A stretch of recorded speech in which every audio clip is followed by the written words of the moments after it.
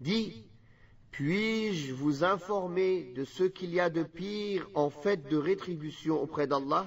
Celui qu'Allah a maudit, celui qui a encouru sa colère, et ceux dont il a fait des singes, des porcs, et de même celui qui a adoré le Tarout, c'est-à-dire celui qu'Allah a maudit, ainsi que celui qui a adoré le Tarout.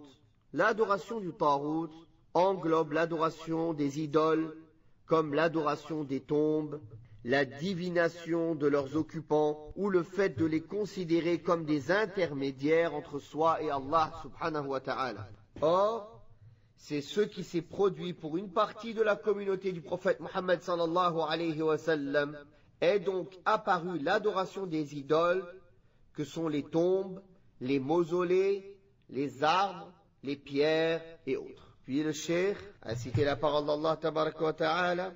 قال الذين غلبوا على أمرهم لنتخذن عليهم مسجدا. Mais ceux qui l'emportèrent dans la discussion dirent, élevons sur eux un sanctuaire. Ceux qui l'emportèrent dans la discussion désignent ceux qui ont vaincu dans la décision, c'est-à-dire à l'époque des gens de la caverne.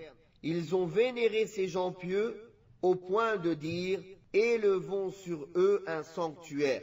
Étant donné que cela s'est produit pour la communauté passée, cela arrivera pour la communauté actuelle. En effet, il n'y a pas une forme de polythéisme qui ne soit apparue dans les communautés précédentes sans qu'elle n'apparaisse dans cette communauté. Et ce qui apparaît, c'est que les gens de la caverne sont des gens de Bani Israël avant l'avènement de Isa alayhi salatu wassalam.